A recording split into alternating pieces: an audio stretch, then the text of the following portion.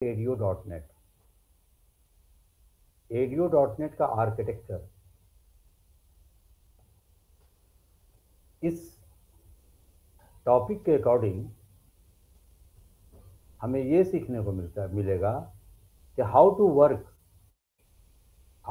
Work in ADO.NET। हम ADO.NET में काम कैसे करते हैं। आइए, इसमें एक क्वेश्चन है, how many main component in ADO.NET। जवाब मिला, there are 2 main component in ADO.NET। Number 1 data provider और number 2 data set. Data provider और डेटा सेट, ये दो प्रोवाइडर है, सॉरी, ये दो कंपोनेंट है। डेटा प्रोवाइडर और डेटा सेट ये दो मेन कंपोनेंट है। अगर ये ना हो तो ADO.NET काम नहीं करेगा। अगर ये ना हो तो ADO.NET, इन दोनों में से किसी एक को हटाओगे, पिलर है, पिलर। फॉर एग्जाम्पल, जैसे एक घर है वो पिलर पे टिका है। अगर 2 पिलर है, एक पिलर को हटा दिया जाए तो वो मकान ढह जाएगा, एक तरफ से झुक जाएगा। तो पता चला ये कि पिलर उसे कहते हैं जो चीजों को खड़ा रखता है, खड़ा स्टैंड रखता है वो एकदम। तो ठीक ये 2 पिलर है ADO.NET के, जो ADO.NET को खड़ा रखे हैं। अगर इन दोनों में से कोई एक पिलर आप हटा लोगे तो ADO.NET खत्म हो जाएगा। ओके, अब सुनिए, डेटा प्रोवाइडर 2 तरह का है। एक का नाम है SQL क्लाइंट, दूसरे का नाम है OLEDB, object linking embedded database, full form है इसका। अब ये दोनों डेटा प्रोवाइडर हैं। डेटा प्रोवाइडर का यूज, डेटा प्रोवाइडर, अब हम यहां पे क्या लिख रहे हैं, data provider is just use as a bridge. Bridge समझते हो ना, पुल। और पुल दो चीज के बीच में काम करता है, यानी दो बिंदु को आपस में जोड़ता है।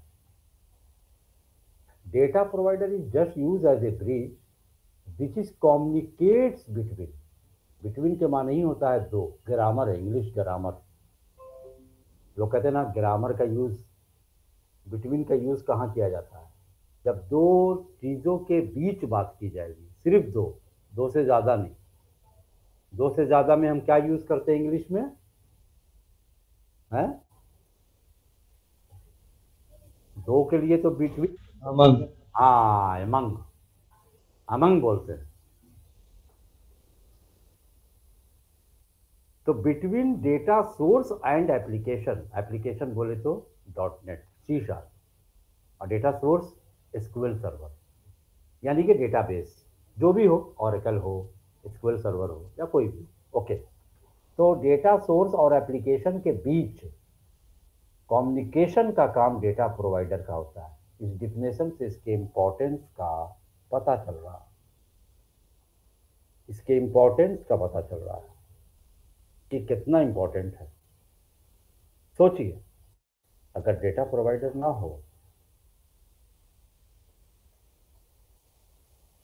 तो हमारी एप्लीकेशन डेटाबेस के साथ कम्युनिकेशन कैसे करेगी, कैसे रिक्वेस्ट जाएगी, कैसे रिस्पॉन्स आएगा, सारा खेल खत्म, चौपट। अब बताइए, डेटा प्रोवाइडर मेन कंपोनेंट है कि नहीं? काम क्या करोगे डजंट मैटर, टेबल मांग रहे हो, या उस टेबल का एक रो रीड कर रहे हो, या उस टेबल में एक डेटा इंसर्ट कर रहे हो, या उस टेबल में एक डेटा रिमूव कर रहे हो, जो भी तुम कर रहे हो, जो भी तुम कर रहे हो, डेटा प्रोवाइडर का काम है कम्युनिकेशन करवाने का, कम्युनिकेशन करवाने का दोनों के बीच, यानी कि सारी चीजें डेटा प्रोवाइडर से होगी। कितना बड़ा रोल है। अब आगे सुनिए, ये इसका टेक्निकल डिफिनेशन है। जो अभी हम डिफिनेशन वहां लिखा है, जो ये टेक्निकल है, टेक्निकल डिफिनेशन। इस डिफिनेशन से आपको ये पता चला कि डेटा प्रोवाइडर का काम क्या है। जी हाँ, काम, काम का पता लगा। आगे से डेटा प्रोवाइडर दो तरह का होता है। एक को कहते हैं एसक्यूएल क्लाइंट और दूसरे को कहते हैं ओएलईडीबी। ये दोनों क्या है? ये दोनों डेटा प्रोवाइडर, ये दोनों के दोनों डेटा प्रोवाइडर हैं। अब सवाल ये है कि दो क्यों हैं? आप अपने घर में ऑलरेडी आपके पास एक फ्रीज है और दूसरी फ्रीज आप लेके चले आ रहे हैं। तो भाई हमारी माँ हो, हमारी सिस्टर, हमारी वाइफ, हमारे घर के लोग हमसे ये सवाल करेंगे कि ऑलरेडी जब एक थी तो तुम दूसरी क्यों लाए? क्या जवाब देंगे फिर? कहेंगे ना कि इन दोनों में क्या डिफरेंस है, क्यों लाए हो? ऑलरेडी एक फ्रीज है और तुम एक फ्रीज और लेके आ रहे हो, आखिर क्यों? तो कोई ना कोई वजह तो हमें उन्हें बताना पड़ेगा। तो मैंने ये अपनी माँ से बताया, अपनी वाइफ से बताया, अपनी बहनों से बताया कि देखो, ये जो फ्रीज पहले से है ना, इसमें सिर्फ वेजिटेरियन रहेगा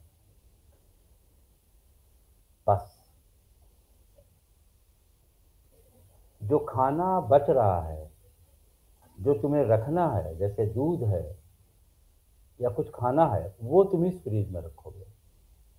और ये जो फ्रीज हम लाए हैं, इसमें सिर्फ फ्रूट रहेंगे, पानी रखा जाएगा पीने का। पानी और फ्रूट के लिए लाए हैं बिकॉज हमको पानी में स्मेल आ जा रही है।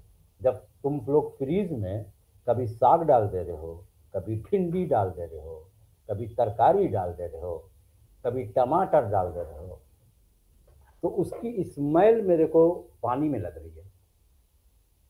भाई अंदर से फ्रीज बंद रहती है, एयर का आना और जाना तो होता नहीं है जब तक वो खुले ना। तभी ना वो फ्रीज किए हुए जमाए हुए चीज़ों को एयर आने जाने लगेगी, तब कहाँ से वो काम करेगी? एसी रूम को आप बंद रखते हो ना, गेट बंद कर देते हो, शीशा लगाए रहते हो, बाहर का टेम्परेचर फिर समझ में नहीं आएगा अंदर का। तो फ्रीज का मतलब ही यही। इसलिए मैंने डिफरेंस बताया ना कि मैं क्यों लाया हूँ दूसरा वाला। तो ये सवाल तो जायज़ है, आदमी तो पूछेंगे क्यों लाए हो? एक ही, दोनों का काम एक है तो दो क्यों? तब मैंने बताया, डिफ्रेंशिएट किया दोनों के बारे में। केस है, केस। ये देखिए, इस केस में फ्रीज ये यूज होगी और इस केस में फ्रीज ये यूज होगी।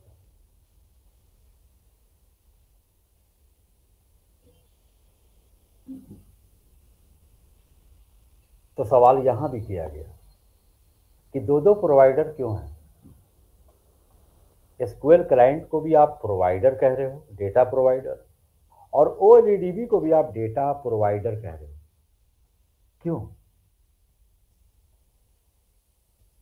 तो अब केस आएगा। तो अब सवाल ये हुआ कि in which case we use SQL client and in which case we use we will use OLEDB.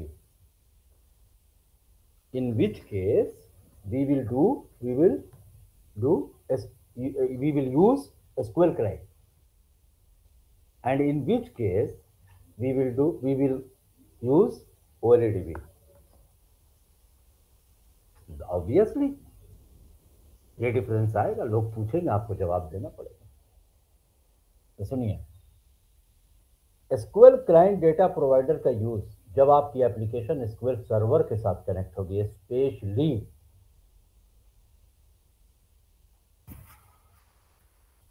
तब आप यूज करेंगे,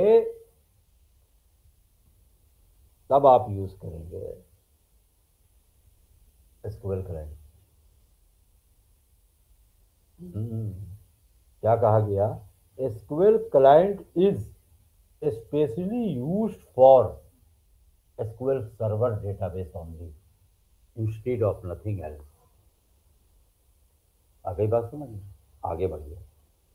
OLEDB का यूज हम वब करते हैं जब मुझे अदर डेटाबेस को कनेक्ट करना होता है, लाइक ऑरेकल इंजन या MS एक्सेस। लेकिन अगर आप SQL सर्वर यूज करेंगे तो आपको SQL क्लाइंट ही यूज करना पड़ेगा, और ये डेटा प्रोवाइडर माइक्रोसॉफ्ट का है। हाँ, पहले भी बताया है, ADO.NET सिर्फ SQL सर्वर डेटाबेस के लिए नहीं, ADO.NET का यूज दुनिया के हर डेटाबेस के लिए हम करते हैं।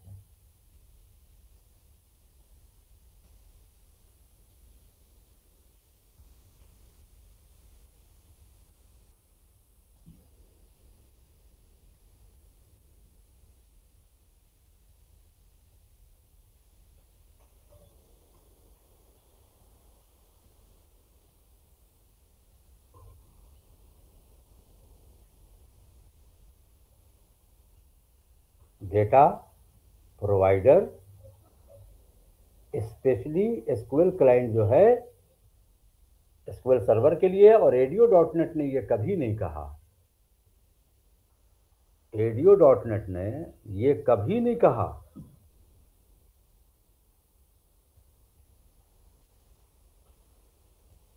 ADO.NET ने ये कभी नहीं कहा कि वो सिर्फ SQL सर्वर के साथ काम करेगा।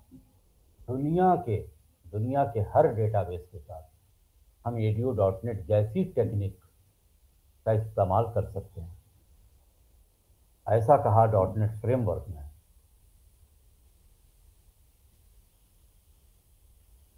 तो अदर डेटाबेस अगर कम्युनिकेट करना है तो प्रोवाइडर दिया गया OLEDB, object linking embedded database. Okay, आगे बात समझ, आगे बढ़ते हैं। डेटा प्रोवाइडर का ये टेक्निकल डिफिनेशन है। आइए, अकॉर्डिंग टू कॉन्सेप्ट ऑफ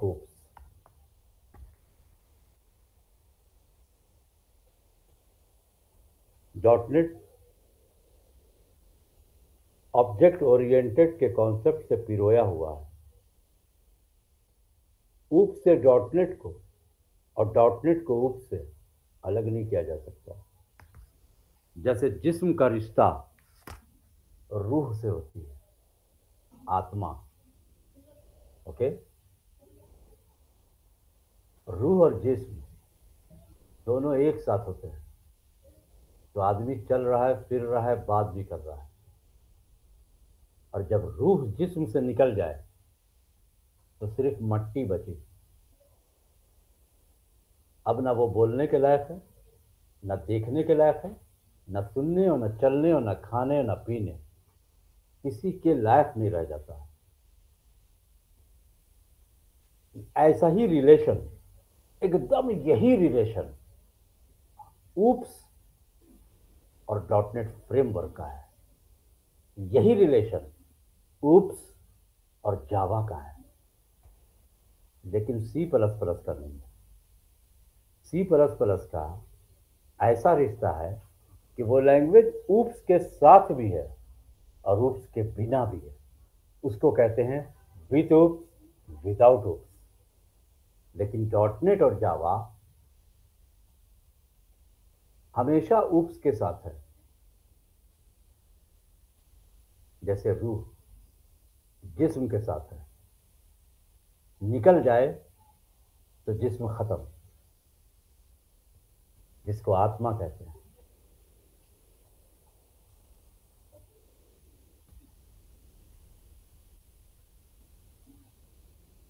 वही रिलेशन है ऊप्स का। तो according to concept of oops,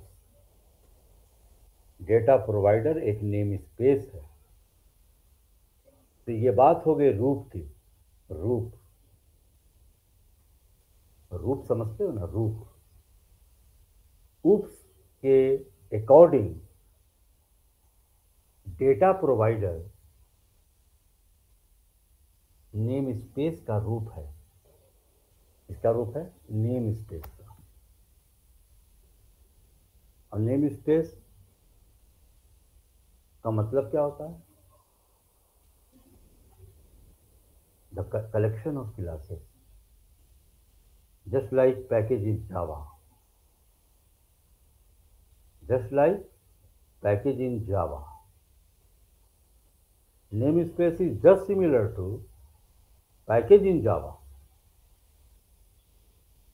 and namespace is the collection of classes. आ गई बात समझ? कहाँ मिलेगा? Using system dot data dot SQL client या system डॉट डेटा डॉट ओएलईडीबी। तब जब आप ऑरेकल यूज करोगे, तब जब आप MS एक्सेस यूज करोगे तब, नहीं तो एसक्यूएल क्लाइंट यूज करोगे। इसका मतलब क्या हुआ? आपकी एप्लीकेशन एसक्यूएल सर्वर डेटाबेस के साथ कनेक्ट है। अच्छा, ये तो कनेक्ट है, तुम लोग भी कनेक्ट हो? देख लें जरा साथ कौन कौन कनेक्ट हो। हाँ, नहीं हो तो तुम लोग। हाँ भाई, हो लोग। आवाज़ एकदम नहीं आ रही। सुनने में मज़ा आता है क्या यार?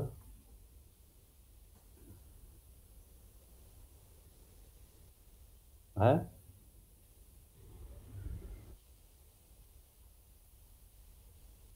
या बोरियत हो रही है? सिर्फ सुनेंगे तभी तो समझ में आएगा। अच्छा, आवाज़ तो भाई। और लोग सो गए का बोर होकर के? नहीं सर, जागे हैं। मूवी है, बोरिंग मूवी है।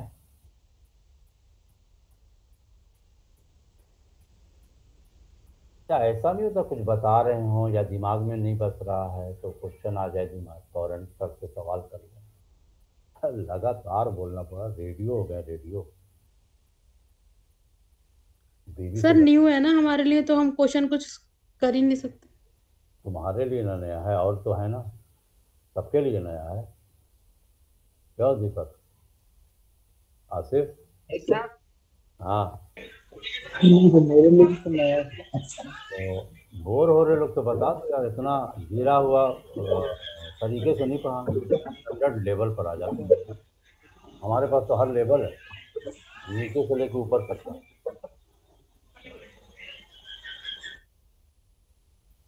थोड़ा सा हाई लेवल पर आ जाए, बहुत ज़्यादा लो हो रहेगा। हम्म, आ जाए हाई लेवल पर। डेटा प्रोवाइडर नहीं सर, ठीक। नेम स्पेस है ये। अब एक चीज़ और सामने आ रही है कि जब ये नेम स्पेस है, ऑब्वियसली ऑब्वियसली इसके अंदर क्लासेस के कलेक्शन भी होंगे। हाँ, है ना? तो सवाल ये किया गया कि डेटा प्रोवाइडर में मेन क्लास कौन है? देखो, डेटा प्रोवाइडर की क्लासेस बहुत हैं, मेनी, बहुत बहुत क्लासेस। क्वेश्चन इज दिस, सवाल ये है कि मेन क्लासेस कौन कौन सी हैं? तो कहा गया there are 4 type of classes in data provider. Main class, there are 4 main class. जी हाँ, 4 है मेन क्लास। बट ये मत कह देना कि 4 ही हैं, 4 नहीं है, इनके अलावा भी है। कौन कौन? Connection, command, data reader, data adapter. ये है वो 4 क्लास।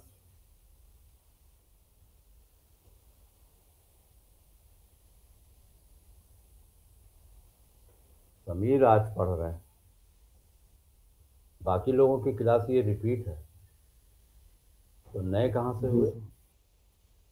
हैं? नए कहाँ से हो गए? पुराने हो गए ना तुम। नया समीर है ना, ड्यू टू हिम, उसकी वजह से रिपीट कर रहा हूँ। तो आप लोग कहाँ से नए हो गए सर? पढ़ा चुके हैं आप लोगों को, तो आप पुराने हो गए ना, नए हो गए। हम्म? एक शादीशुदा आदमी है, वो कहे नहीं अभी तो कुंवारे हैं। मतलब क्यों? कल ही तो अभी हुई है, तो अभी अच्छा कल हुई तो कुंवारे हो, तो कब पुराने हो गए? 10 साल हो जाएगा तब। बोले वाह क्या बात है भैया, फेरा हो गया, शादीशुदा हो गए।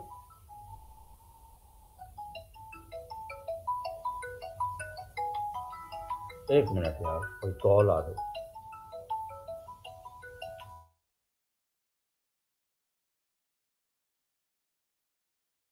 चलो चलिए, ठीक है, तो सवाल आना चाहिए था माइंड में। ओके, सवाल नहीं आने का मतलब परसों से अभी तक कि अगर आप लोगों ने इसको स्टडी नहीं किया, स्टडी करते तो माइंड में क्वेश्चन आता। There are 4 main class in. Sir MySQL से भी जब कनेक्ट करते तो ओएलईडी भी यूज करते थे। क्या क्या? माई सीक्वल जो है जावा के साथ जो यूज होता है। नहीं, ओडीबीसी करते हैं। ओडीबीसी है। हाँ, ओडीबीसी। एक मिनट रुक जाना, इम्पोर्टेंट कॉल आ।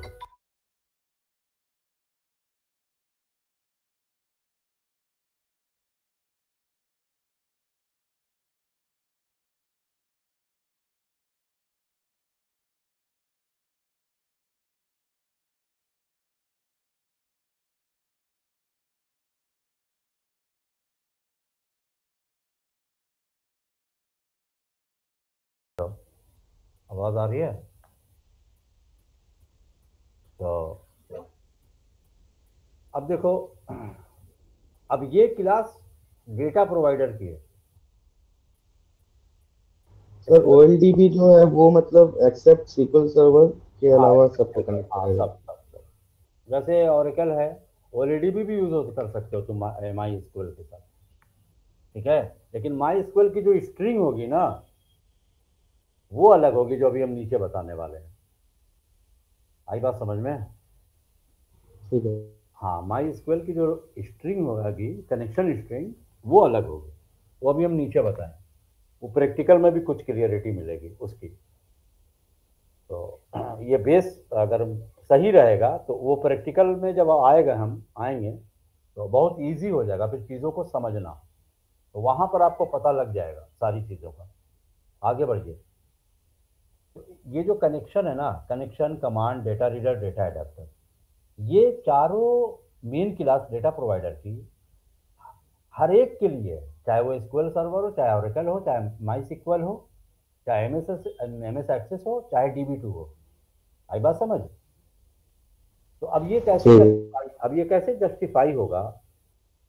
एडीओ डॉट नेट 5 नहीं है सर, 1 है।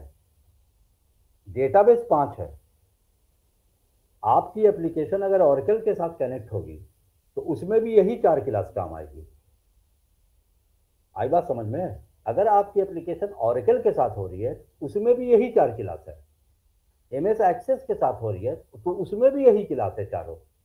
और अगर माई सिक्वल के साथ हो रही है, माई एसक्यूएल के साथ हो रही है, तो उसमें भी यही 4 क्लास है।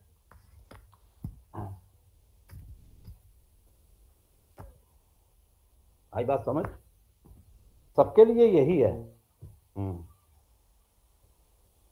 सबके लिए यही है। नहीं, रहने दो। तो अब कैसे जस्टिफाई होगा? क्लास तो एक ही है, अलग अलग तो है नहीं। अलग अलग तो है नहीं, सबके लिए एक ही है। तो सुनिए, आपको पता है ऊप्स के कॉन्सेप्ट के अकॉर्डिंग कि कोई भी क्लास जब हम यूज करते हैं तो उस क्लास का नेम स्पेस मेंशन जरूर किया जाता है। किया जाता है ना? बिना नेम स्पेस के तो आप ऑब्जेक्ट बना ही नहीं पाएंगे क्लास का। अरे भाई, क्लास कब एक्सेस होगी? जब नेम स्पेस इंपोर्ट करोगे, तब ना उससे रिलेटेड क्लास आपको एप्लीकेशन के अंदर मिलेगी। जैसे सबसे पहले क्या लिखा होता है? Using system. उसका क्या मतलब हुआ कि डॉटनेट की जो पेरेंट क्लास है, ऑब्जेक्ट, आपके एप्लीकेशन में यूज होगी। आप खाली वहां पे जा करके डिलीट मार दीजिए यूजिंग सिस्टम को, आई बात समझ में? तो आपको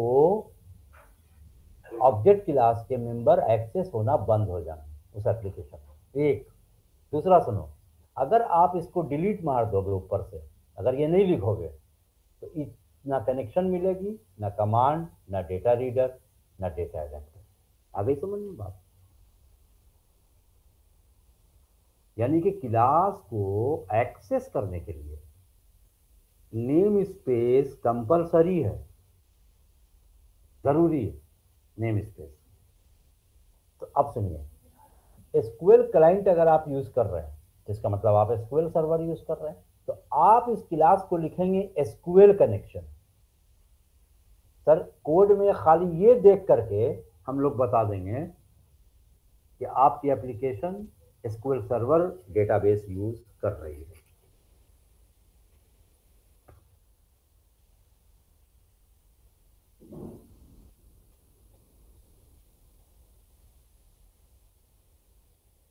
क्या समझे? आपकी application SQL server database use कर रही है, पता चल जाएगा। उसी तरह से SQL command, SQL data reader, SQL data adapter.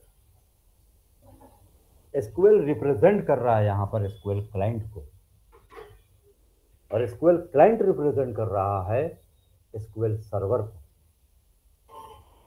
Understand? उसी तरह से कनेक्शन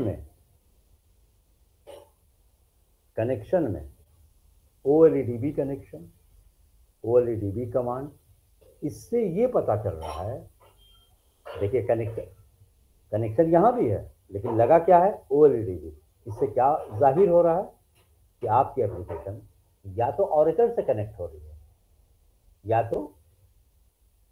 तो एमएस एक्सेस से कनेक्ट हो रही है, यानी कि अदर डेटाबेस से।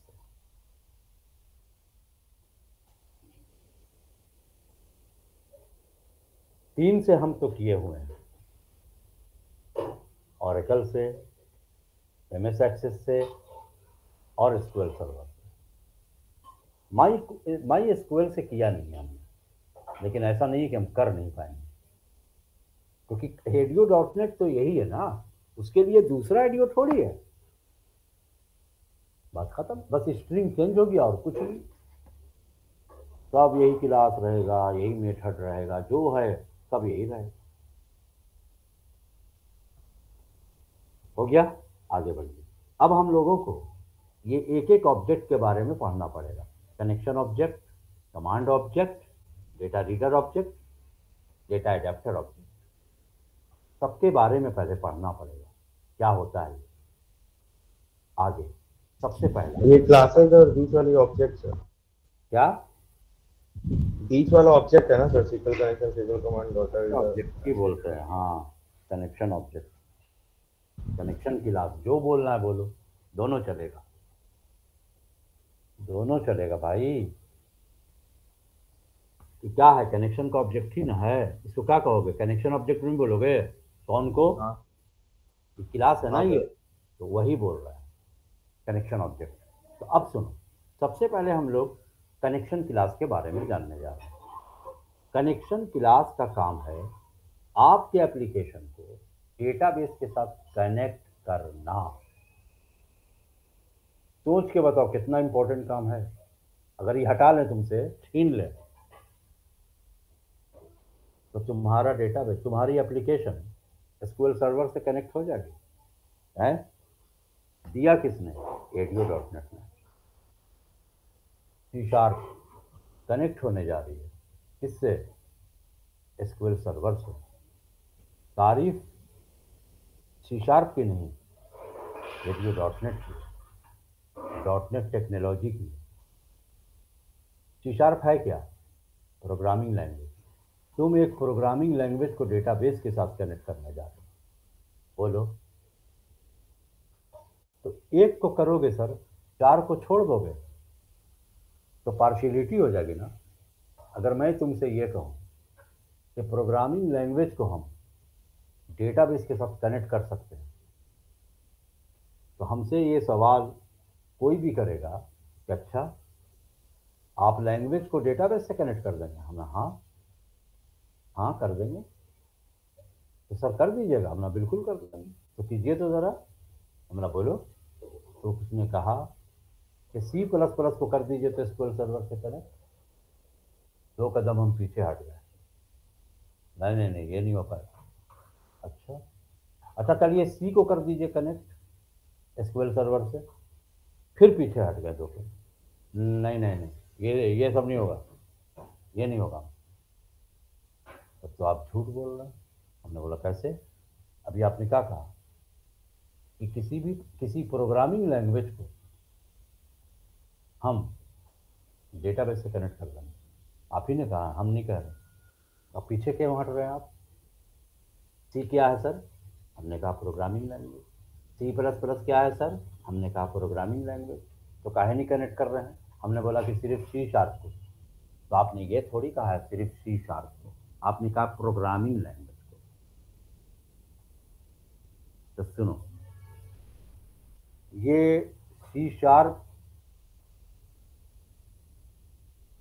ये C# की किस्मत की बात है कि वो किसी भी डेटाबेस के साथ कनेक्ट हो जाती है। C++ और सी की बदकिस्मती समझ लो।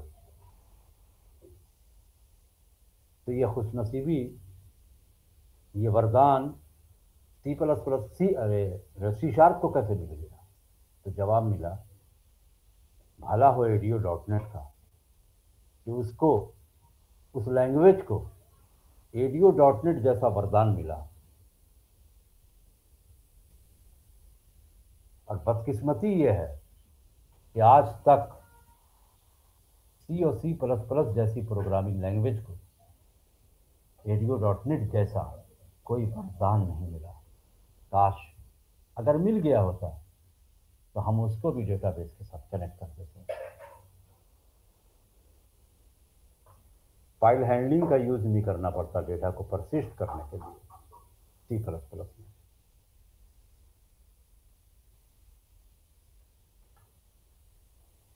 अगर MS वर्ड को मिल गया होता ये वरदान, तो हम MS वर्ड को जोड़ देते एसक्यूएल सर्वर से। नोटपैड को अगर ये वरदान मिल गया होता तो हम उसको भी जोड़ देते। ये खुशनसीबी है C# की,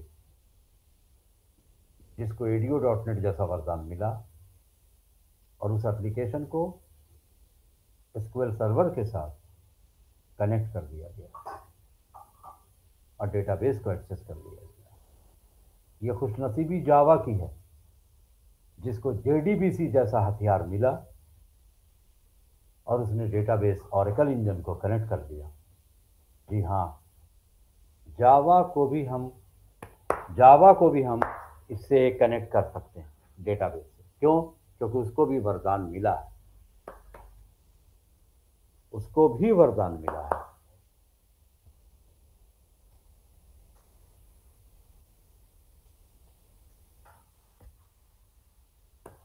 उसको भी वरदान मिला।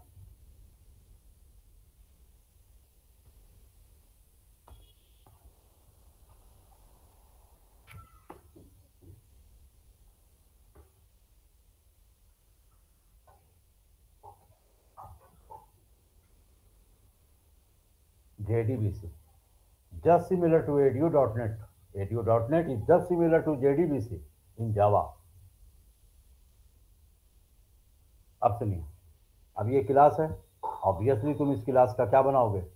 ऑब्जेक्ट। चलो बनाओ। कौन is equal to new SQL connection. इसके अंदर एक पैरामीटर है। ये क्या है? ये क्या है? Constructor, parameterise constructor. एक ही पैरामीटर है। किस टाइप का? स्ट्रिंग टाइप का। एक स्ट्रिंग पास होगी, पास कीजिए, आगे बढ़िए। पहली इंफॉर्मेशन स्ट्रिंग में डेटा सोर्स होती है और इन दोनों वर्ड के बीच में स्पेस कंपलसरी है, याद रखिएगा। दोनों वर्ड का पहला लेटर कैपिटल होना चाहिए, ये याद रखना। डेटा सोर्स का मतलब होता है सर्वर का नाम। जिस डेटाबेस के साथ हम अपने एप्लीकेशन को कनेक्ट कर रहे हैं, उसके सर्वर का नाम कोई ना कोई होगा। ठीक, सुनो, first thing is that by default हम सर्वर का नाम डॉट लगाते हैं। डॉट, डॉट का मतलब होता है कि हमारा डेटाबेस उस मशीन पर है जिस मशीन पर मेरी एप्लीकेशन पड़ी है। मेरा डेटाबेस उस मशीन पर है जिस मशीन पर हमारा एसक्यूएल सर्वर भी इंस्टॉल है। मतलब एसक्यूएल सर्वर अदर मशीन पे नहीं है। जैसे हम नोएडा में काम कर रहे हैं, तो मेरा डेटाबेस कहाँ है? अमेरिका, यूएसए में। हो सकता है, नो प्रॉब्लम, बिल्कुल हो सकता है। अमेजॉन की एप्लीकेशन इंडियन थोड़ी है, इंडिया की थोड़ी है, लेकिन अमेजॉन की एप्लीकेशन इंडिया में चल रही है ना परचेजिंग के लिए, है। तो अमेजॉन के जो यूजर्स हैं जितने भी, तो उनकी इंफॉर्मेशन अमेरिका ही में स्टोर हो रही है ना डेटाबेस के साथ, कहाँ हो रही होगी? एक्सेस तो हम यहाँ से कर रहे हैं, डेटाबेस वहाँ पड़ा है, एप्लीकेशन पूरे दुनिया में चल रही है। कैसे? अब देखो, अब कनेक्ट होगा तो कनेक्ट हो, कोई इतना लंबा वायर ले जाओगे कहाँ न्यूयॉर्क, नोएडा से? कहाँ ले जा रहे भैया तार? वो अमेरिका जा रहे हैं, कहा है वो अमेजॉन का डेटाबेस वहीं पड़ा है, उसको ले जाके खोसेंगे तब ना रिक्वेस्ट करेंगे इंडिया से, तो इंडिया के लोग सामान लेंगे, परचेजिंग करेंगे। लैन वैन मैन नेटवर्किंग पढ़ा है थोड़ा बहुत, लैन के थ्रू होता है, मैन के थ्रू होता है, वैन के थ्रू, और एक चीज़ और होती है इन तीनों के अलावा, जो इन तीनों से भी ऊपर है, उसका नाम होता है सैटेलाइट। हम सैटेलाइट से डेटा एक्सेस करते हैं बाहर के, चाहे वो अमेरिका में हो, चाहे कनाडा में हो, चाहे जापान में हो, चाहे ऑस्ट्रेलिया में हो। सैटेलाइट के माध्यम से हम उस एप्लीकेशन को, उस सर्वर को एक्सेस करेंगे इंडिया के अंदर, और वहाँ से मेरा डेटा आएगा, वो डेटा प्रोवाइड करेगा, कनेक्ट करेंगे, हम उस डेटाबेस को कनेक्ट करेंगे सैटेलाइट के थ्रू, जिसको हम पाथ कहते हैं। तो वहाँ पर पूरा पाथ, वो सब नेटवर्किंग वालों का काम है, CCNA वालों का, एडमिन जो होते हैं उसमें, तो वो हमारा काम नहीं है, ज़्यादातर। तो डॉट हम वब लगाते हैं जब हमारा डेटाबेस हमारे सेम मशीन पे होता है। सेम मशीन का मतलब ये है कि डॉटनेट फ्रेमवर्क और एसक्यूएल सर्वर दोनों के दोनों एक ही मशीन पर है, सिंगल मशीन पर, डिफरेंट नहीं। डिफरेंट मशीन पर अगर रहा दोनों, मान लीजिए कि एक मशीन पर, एक लैपटॉप में एसक्यूएल सर्वर पड़ा है और दूसरे लैपटॉप पर डॉटनेट फ्रेमवर्क पड़ा है, तो तुम डॉट लगा करके कनेक्ट नहीं कर सकते। ओके, तो अब आइए, या डॉट के अलावा कभी कभी लोग ब्रैकेट के अंदर लोकल लिख देते हैं ऐसे, तो इसका भी मतलब सेम ही है। क्या है? इसका भी मतलब है कि आपकी एप्लीकेशन, आपका डेटाबेस दोनों सेम मशीन पर है। या सर्वर का नेम, सर्वर नेम नहीं, अब नेम क्या है तुम्हें कैसे पता चलेगा? तो चलो हम एक्चुअल वर्ड लिख दे रहे हैं, क्या? पाथ। पाथ, पूरा URL उस मशीन का जहां पड़ी है वो। अब वो कैसे होगी? अब लैन से करो, मैन से करो, वैन से करो।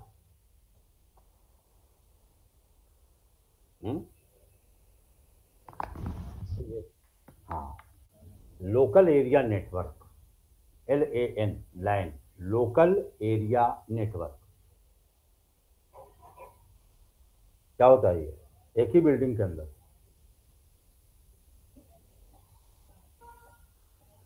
अब आइए, एक message.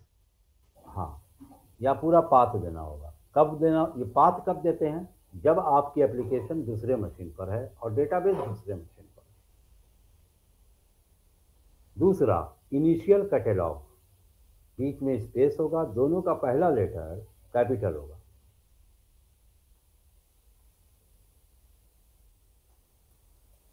ERP, initial catalog, ERP is the name of database, ERP is the name of database, initial catalogue. दोनों का पहला लेटर कैपिटल कंपलसरी, मतलब ये आप मत कर दो, अपने मन से स्मॉल दे देना आई 80, तो कनेक्ट नहीं करेगा, वो समझेगा ही नहीं। जैसे हम लिखा है वैसे ही लिखा था। तीसरी इंफॉर्मेशन है इंटीग्रेटेड सिक्योरिटी। तीन तीन आर्गुमेंट नहीं है, ये आर्गुमेंट एक ही है। देखो डबल कोड एक ही जगह पे है, शुरू में और लास्ट में, तो सब ये एक आर्गुमेंट है। हाँ, इस एक आर्गुमेंट में इंफॉर्मेशन तीन है। तीसरी इंफॉर्मेशन हम इसलिए देते हैं कि हमारा डेटाबेस कनेक्ट कैसे हो रहा है। दो मोड पे होता है, बता चुके हैं।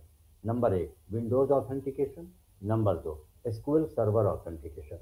अगर आपका डेटाबेस विंडोज ऑथेंटिकेशन से कनेक्ट हो रहा है, तब आप लिखेंगे इंटीग्रेटेड सिक्योरिटी ट्रू। और अगर आपका डेटाबेस एसक्यूएल सर्वर ऑथेंटिकेशन से कनेक्ट हो रहा है, तब आप लिखेंगे यूजर आईडी और पासवर्ड। उस केस में आपको देना पड़ेगा, इससे काम नहीं चलेगा। ओके, आगे एसक्यूएल कलेक्शन चूंकि एक क्लास का रूप है। सर कुछ और भी देते हैं ना, एक प्रोवाइडर करके कुछ लास्ट में एक और देते हैं। नहीं, आवाज देखते हैं सर, कुछ प्रोवाइडर करके भी देते हैं। क्या? एक और इंटीग्रेटेड सिक्योरिटी के बाद कुछ प्रोवाइडर करके कुछ देते हैं, ऐसा कुछ नहीं, चीजें। वो वेब कॉन्फ़िग फाइल में देते हैं, provider name system dot data dot SQL client. हाँ हाँ वो सब उसके केस में है। क्या बोलते हैं, एंटिटी फ्रेमवर्क। आई बात समझ में? जब हम वेब डॉट कॉन्फ़िग फाइल में कनेक्शन स्ट्रिंग पास करते हैं, हाँ हाँ हाँ हाँ, तुम बहुत आगे की बात पूछ चुकी है। वो चीज़ तो हम यहाँ दे ही चुके हैं। ये देखो, दिख रहा है? ठीक है। बस यही चीज़ लिखते हैं इसके आगे, ठीक। इस डबल कोड के आगे फिर लिखेंगे स्पेस देके provider name is equal to, क्या लिखेंगे, system dot data dot SQL client. कब लिखते हैं ये चीज? एंटिटी फ्रेमवर्क के केस में, ठीक है? ऐसे नहीं लिखेंगे, डायरेक्ट ये स्ट्रिंग लिखना होगा तब उसको नहीं लिखेंगे। क्यों? तो क्योंकि ये स्ट्रिंग सर डायरेक्ट आप उसमें लिखेंगे क्या, बिजनेस क्लास में? हाँ मतलब हाँ इसके अदरवाइज वेब कॉन्फ़िग में विदाउट एंटिटी फ्रेमवर्क में भी लिखते हैं तो वो वाला ना। हाँ लिखते हैं, ठीक है। लिखते हैं, लेकिन कोड लिखने के लिए तो हमको ये प्रोवाइडर यहाँ यूज करना पड़ेगा ना एप्लीकेशन में, ये नहीं करना पड़ेगा। समझ गए, ये कनेक्शन स्ट्रिंग मतलब आप यूज ही नहीं होता। डॉट सी एस फाइल में लिखेंगे। हाँ, रेडियो डॉट नेट यूज ही नहीं होता है उसमें, तो कनेक्शन स्ट्रिंग हम लोग लेते हैं खाली। ये सब इलाज क्लास थोड़ी यूज करते हैं, तो हमको क्या जरूरत है यहाँ पर देने की बिजनेस लॉजिक में। ठीक है, तो कनेक्शन जो है वो क्लास है, और इस क्लास का यूज, सॉरी, इस क्लास के अंदर जब ये क्लास है तो इसमें मेथड भी तो होंगे। हाँ, दो मेथड हैं बड़े फेमस हैं, एक है ओपन मेथड, दूसरा है क्लोज। ओपन मेथड यूज करते हैं कनेक्शन को ओपन करने के लिए। उसके बाद क्या करेंगे, अपना काम, जो कमांड चलाना है, जो भी काम करना है, काम होने के बाद, काम खत्म होने के बाद हम फौरन क्लोज कर देते हैं कनेक्शन को, कनेक्शन क्लोज हो जाता है। सुनिए, अब एक टेक्निकल बात यह है कि इस सब चीज़ों का मतलब सी शार्प नहीं जानता है। इतने चीज़ का मतलब, अगर तुम इस स्ट्रिंग के अंदर हाथी घोड़ा लिख दो तो कोई फर्क नहीं पड़ेगा कंपाइलर को, किसके, सी शार्प के, एकदम नहीं पड़ेगा। कनेक्शन का डिफिनेशन आपने दिया है डेटाबेस के रिस्पेक्ट में, तुम सी शार्प से पूछोगे कि ये क्या है, तो वो कहेगी कि ये क्लास है, इससे ज़्यादा कुछ नहीं। हम कहेंगे कि ये वो है जो हमारे डेटाबेस को मेरे एप्लीकेशन से जोड़ रहा है, तो सी शार्प का कहना है कि ये तुम जानो तुम्हारा काम जाने। मेरी नज़र में ये एक क्लास से ज़्यादा कुछ भी नहीं। हमने सी शार्प से पूछा कि ये क्या है, ये क्या है, तो उसने कहा कि एक स्ट्रिंग है। हमसे पूछा गया कि ये क्या है, तो हमने कहा कि ये कनेक्शन की इंफॉर्मेशन है जो मेरे डेटाबेस को कनेक्ट कर रही है। सी शार्प ने इस बात से इनकार कर दिया ताकि हमको नहीं मतलब है, हम इसको एक स्ट्रिंग समझ रहे हैं। तुम इसमें ईटा पत्थर पागल दीवाना जो समझ में आए लिख दो। इवन तुम इनिशियल और कैटलॉग के स्पेलिंग भी गलत कर दो, उसके बाद तुम कंपाइल करो, मेरा दावा है कोई एरर नहीं आएगी, बल्कि 100% आपका कोड कंपाइल होगा। करके देख लेना, हम दिखा देंगे गलत करके। क्यों? क्योंकि सी शार्प मानने को तैयार नहीं है कि ये कनेक्शन इशू है। क्या समझे?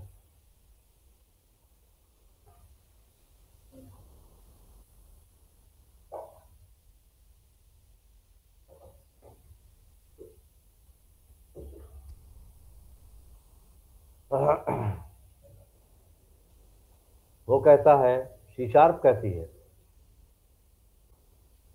कि हमको ही सबसे नहीं मतलब है, तुम जानो तुम्हारा काम जाने, हमें मत बताओ कि क्या है। हम इसको एक स्ट्रिंग एक्सप्रेशन समझते हैं, इससे ज़्यादा कुछ नहीं। क्यों? तुम लोग लिखा नहीं है, तुम लोगों ने, तुम लोग तो लिख चुके हो। Message box dot show welcome India. तो वेलकम इंडिया एक इंग्लिश वर्ड है ना, कि तुम्हारे प्रोग्रामिंग का पार्ट है।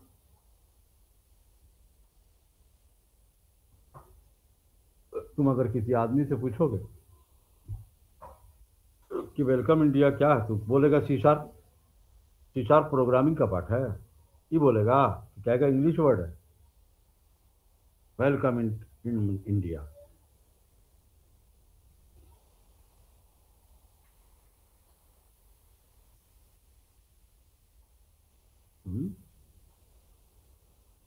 तो वही स्ट्रिंग है यहाँ ये। तो पता ये चला कि कंपाइल टाइम की जो एरर है, अब देखो ये एरर तो है ही है, लेकिन कंपाइलेशन एरर देगा नहीं सी शार्प, एकदम 100% कंपाइल कर देगा। पता कब चलेगा इसका? इनिशियल कैटेलॉग की स्पेलिंग गलत है या इंटीग्रेटेड सिक्योरिटी की स्पेलिंग गलत लिखा है तुमने, कब पता लगेगा? जब ये स्ट्रिंग एसक्यूएल सर्वर के इंजन पे पहुंचेगा और एसक्यूएल सर्वर के इंजन का कंपाइलर इस स्ट्रिंग को चेक करेगा, तो फिर वो उधर से बतागा कि इनिशियल कैटेलॉग की स्पेलिंग गलत थी। तो ये ड्रॉबैक है ना। कोई आदमी बीमार आज हुआ, बीमारी का पता 5 साल के बाद चला, डॉक्टर ने जवाब दिया कि अब कुछ नहीं हो सकता है, काश आप 5 साल पहले आ जाते, अब नहीं हो सकता है। ये तो वही वाली बात होगी। अगर कंपाइल टाइम पर सी शार्प बता देता तो रन कराने की एप्लीकेशन को रिक्वायरमेंट नहीं होती और ना एरर आती, हम उसी वक्त ठीक कर लेते ना, हमारा प्रोग्राम टर्मिनेट होने से बच जाता। तो this is the style. ADO.NET का यही काम करने का तरीका है और कोई भी इस तरीके को नहीं बदल सकता। इसी तरीके से हमें काम करना पड़ेगा।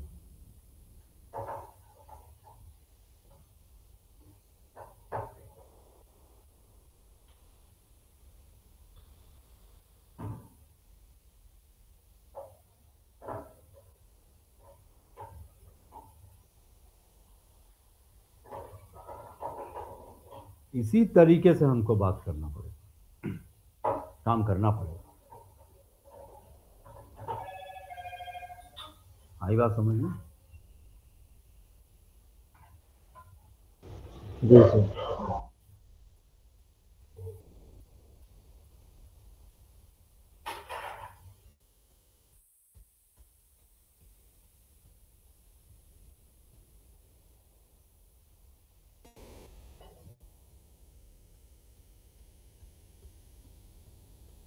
एडीओ डॉट नेट में कंपाइल टाइम की एरर रन टाइम पर पता चलती है। चलिए, तो अब देख लीजिए कि ये क्लास कितनी इंपॉर्टेंट है। अगर ये क्लास ना हो तो हमारी एप्लीकेशन दुनिया के किसी भी डेटाबेस के साथ कनेक्ट नहीं हो सकती। आगे आओ। अच्छा, एक बात बताओ, ये सिलेक्ट स्टार फ्रॉम एम्प्लॉय ये है क्या? कमांड। चीज़ किसकी है? एसक्यूएल सर्वर की, ओरेकल इंजन की, एमएस एक्सेस की, माई एसक्यूएल की, DB2 की। इन सब जगह पर, इन सभी जगहों पर इस लाइन को चलाया जा सकता है और समझाया जा सकता है। इस कोड को, इस क्वेरी को, जो कि क्वेरी का रूप है, जो कि एक एसक्यूएल स्टेटमेंट का रूप है, जो कि एक कमांड का रूप है, आप जानते हैं।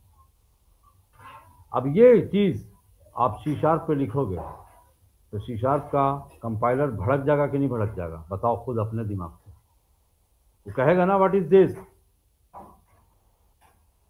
सी शार्प को एक इफ एल्स समझ में आता है, सी शार्प को फॉर लूप समझ में आता है, सी शार्प को वाइल लूप समझ में आता है, सी शार्प को क्लास समझ आती है, सी शार्प को कंस्ट्रक्टर समझ में आता है, सी शार्प को मेथड और फंक्शन समझ में आता है।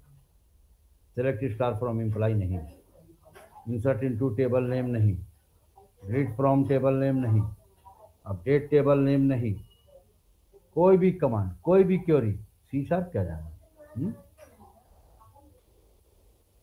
तुम लिख के देखो बटन के, डबल कोट करो, बट डबल डबल क्लिक करके बटन के इवेंट पे जाओ और जाकर के इस लाइन को लिखो। खट खट कंपाइलेशन एरर आ जाएगी, उसी वक्त आ जाएगी, भड़क जाएगा सी शार्प, कहेगा ये क्या है?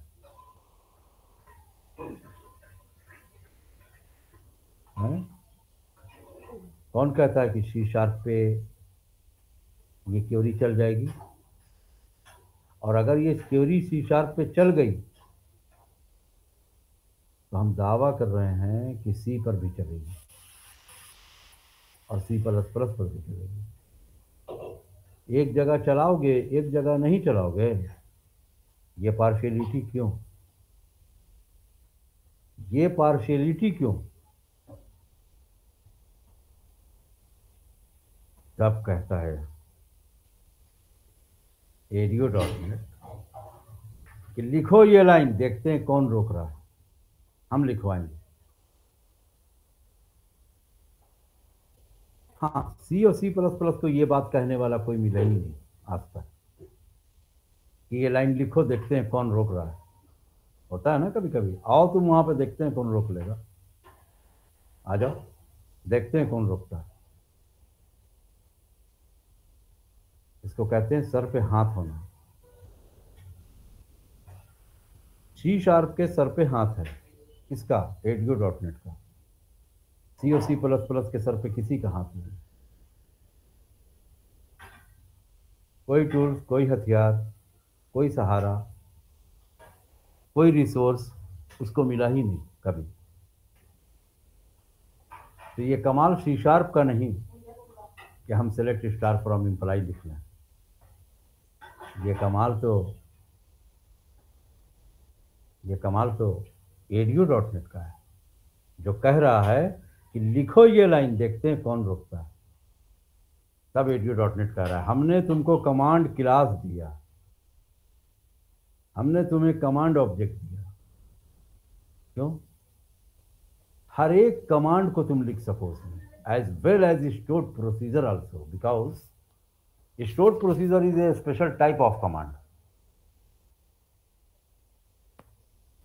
लिखो, कोई नहीं रोकेगा, देखते हैं कैसे रोकता है सी शार्प। और वाकई सी शार्प नहीं रोक पाता है, क्योंकि बीच में आके खड़ा हो जा रहा है एडीओ डॉट नेट सहारा बन के। आगे देखिए, कमांड क्लास का जब तुम ऑब्जेक्ट बनाओगे, एसक्यूएल कमांड, इसमें भी एक स्ट्रिंग पैरामीटर है।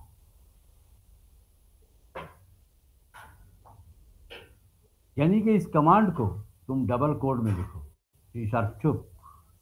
क्यों? क्योंकि इस लाइन को वो पागल दीवाना समझ रहा है, क्वेरी नहीं, स्ट्रिंग समझ रहा है ना। स्ट्रिंग में ईटा पत्थर कुछ भी लिख दो यार, एरर थोड़ी आएगी कभी भी।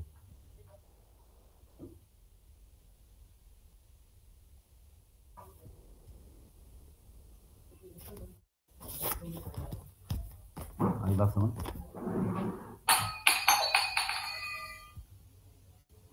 तो कमांड क्लास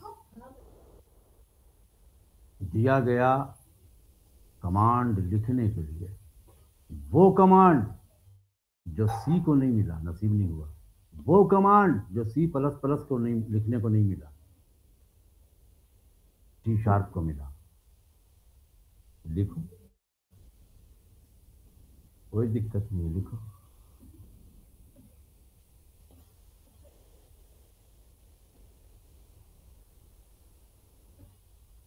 तो कमांड क्लास दिया गया सिर्फ और सिर्फ कमांड लिखने के लिए, एग्जीक्यूट करने के लिए नहीं। आप लिख सकते हो, परमिशन सिर्फ लिखने की मिलेगी, वो परमिशन जो सी को नहीं मिली, जो सी प्लस प्लस को नहीं मिली।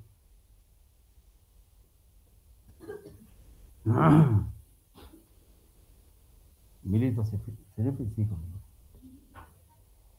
तभी हुआ भाई कि ठीक है लिख तो दिया, इस लाइन को बैकएंड पे ले जाके एग्जीक्यूट कौन करवागा? सी शार्प तो करने से रही, तू क्यों करेगी भाई? वो तो साफ कह दे हमको नहीं मतलब है, तुम जानो तुम्हारा काम जाने। हम तो उसको स्ट्रिंग समझ रहे हैं, स्क्वेल कमांड थोड़ी समझ रहे हैं। सी शार्प का कंपाइलर इस लाइन को कमांड नहीं मानता है, ये मनवाया जा रहा है। हाँ, मान नहीं रहा है, मनवाया जा रहा है।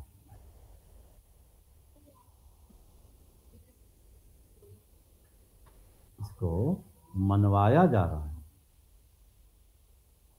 लिखवाया जा रहा है।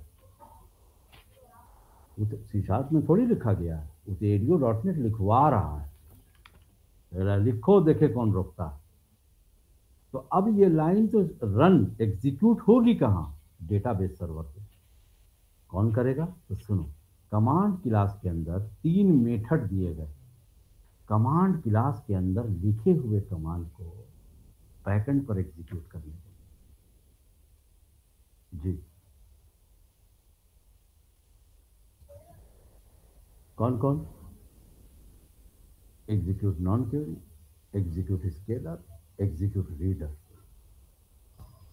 ये 3 कमांड दी गई। वहां का पंखा बंद, अंदर का बंद करो।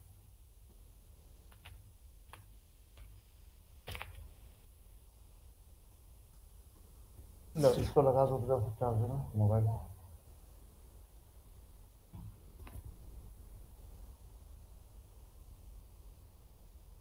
अब देखिए कौन कौन? Execute non query, execute scalar, execute reader. Execute non query का यूज, एग्जीक्यूट नॉन क्वेरी का रिटर्न टाइप क्या है? फंक्शन है ना, ये इसका फंक्शन है कमांड ऑब्जेक्ट का, कमांड क्लास का। क्लास के अंदर ऑब्जेक्ट, अरे क्लास के अंदर मेथड होएगा ना, तो ये 3 मेथड हैं। ये 3 मेथड का काम एक ही है, क्या? कमांड क्लास के अंदर लिखे हुए कमांड को बैकएंड पर एग्जीक्यूट करवाना। बैकएंड बोले तो ADO, अरे SQL सर्वर या ऑरेकल या एक्सेस या कुछ भी। तो इस फंक्शन का जो रिटर्न टाइप है वो इंट है, नॉन क्वेरी का, और स्केलर का रिटर्न टाइप ऑब्जेक्ट है, और रीडर का भी रिटर्न टाइप ऑब्जेक्ट है। आगे भी है क्या कुछ? बस यही बताया। हाँ, हो गया। अब इसके आगे कर, बाकी 3 लोग का नुकसान हो गया, आगे नहीं पढ़ने को मिला कुछ। आसिफ, नुकसान हो गया क्या? नहीं सर, कोई नुकसान नहीं। ये इम्पोर्टेंट क्लास था। थोड़ा बहुत हो गया होगा ना, आगे नहीं पढ़ा पाए। चलेगा सर, दोबारा। हाँ, मतलब अच्छा हुआ, फायदा हो गया। फायदा हुआ क्या? ठीक है, कर लीजिए। चलो बढ़िया। अभी तो लॉस हो जाता है अगर। हाँ चलो, तब तो बढ़िया हो गया, सीखने को दोबारा मिल गया। सर मुझे भी फायदा हो गया, मैं उस दिन शादी में थी। अच्छा, तुम भी नहीं थे। मैं थी तो मतलब मैंने कनेक्ट करी थी, लेकिन कुछ समझ में नहीं आ रहा था, फिर मैंने शायद डिस्कनेक्ट कर दी थी, शादी में थी ना। अच्छा अच्छा, चलो ठीक है फिर, आगे कल ठीक है। पढ़ेंगे। ओके। ठीक है। फाइल भेज चुके हैं। हाँ फाइल आ गई, फाइल कल ही रिसीव की। ठीक। ठीक।